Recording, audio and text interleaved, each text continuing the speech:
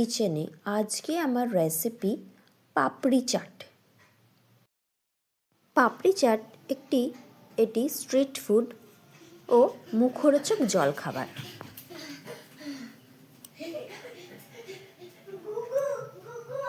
এটি বিকেলের জলখাবার হিসেবে ভালো, পেটও ভরে। আসুন তাহলে দেখে নেওয়া যাক আমার এই রেসিপিটি। পাপড়ি চাট বানানোর জন্য আমি এখানে আগে থেকে ধনেপাতার চাটনি, তেঁতুলের চাটনি ও একটা ভাজা মশলা, জোয়ান, জিরে, নুন, শুকনো লঙ্কা, কালো গোলমরিচ ভেজে গুঁড়ো করে রেখেছি। পাপড়িগুলো বানানোর জন্য আমি এখানে প্রথমে ময়দাটা মেখে নেব। পাপড়িগুলো খুব সুন্দর মুচমুচে হয়েছিল। দইটাকেও ফেটিয়ে নেব। এখানে আমি 200 গ্রাম টক দই নিয়ে নিয়েছি। টক দইটাকে বিট নুন, চিনি আর 2 বরফের টুকরো দিয়ে ভালো করে ফেটিয়ে রেখে দিয়েছি। ময়দা মেখে নেব।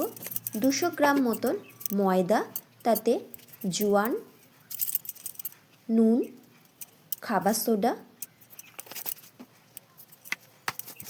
তেল দিয়ে ময়ামটাকে ভালো করে মেখে নেব। মেখে নিয়ে ঠান্ডা জল দিয়ে শক্ত একটা ডো তৈরি করে দেব। শক্ত ডো তৈরি করে নিয়ে ঢাকা দিয়ে দেব। চাপা দিলেই নরম হয়ে যাবে। দিয়ে 20 মিনিট রেস্টে রেখে দেব। ময়ামটা খুব সুন্দর হয়েছে। যদি মুঠো করে সেটা দলা পাকিয়ে যায় তাহলেই বোঝা যাবে যে ময়ামটা খুব ভালো হয়েছে। হয়ে গেছে আমার ময়দা মাখা। এবারে এটা রেস্টে রেখে দেবো 20 মিনিট। 20 মিনিট পরে ময়দার লেচি কেটে নেব। ছোট ছোট করে কেটে গোল করে বেলে নেব। ছোট ছোট করে লেচি কাটা হয়ে গেছে। এবারে ছোট ছোট করে গোল করে বেলে নিয়ে কাঁটা চামচ দিয়ে ফুটো করে নেব, যাতে করে ভাজার সময় ফুলে না যায় লুচির মতন। এইভাবে সব কটা লুচি এইভাবে বেলে নিয়ে কাঁটা চামচ দিয়ে ফুটো করে নেব। দিয়ে কড়াইতে সাদা তেল গরম করে 3-4টে লুচি দিয়ে ভালো করে ভেজে নেব। একটু লালচে করে ভেজে নেব, তাহলে কড়াটা ভালো হবে, মুচমুচে হবে। এইভাবে প্রতি কটা লুচি ভেজে নেব। পাপড়ি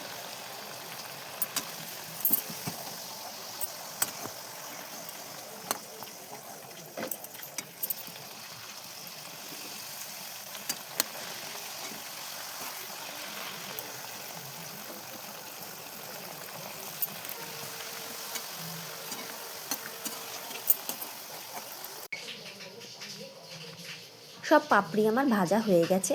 আমি 2টো আলু আগে থেকে সিদ্ধ করে রেখেছি। এবারে 2টো আলুকে ছুরির সাহায্যে আমি টুকরো টুকরো করে নিচ্ছি, এইভাবে চৌকো চৌকো করে। এবারে পাপড়ি চাটটা বানিয়ে নেব। তার জন্য একটা প্লেটের মধ্যে সমস্ত পাপড়িগুলোকে আগে সাজিয়ে দিলাম। তারপরে এর ওপর দিয়ে সিদ্ধ করে রাখা আলুর চৌকো চৌকো টুকরোগুলো এর মধ্যে দিয়ে দিলাম। দিয়ে এর ওপর দিয়ে দই, তেঁতুলের চাটনি, ধনেপাতার চাটনি, বিট নুন, ভাজা মশলা, চাট মশলা, ঝুরি ভাজা ও ধনেপাতা কুচি দিয়ে সার্ভ করে দিলাম। হয়ে গেল আজকের আমার রেসিপি পাপড়ি চাট।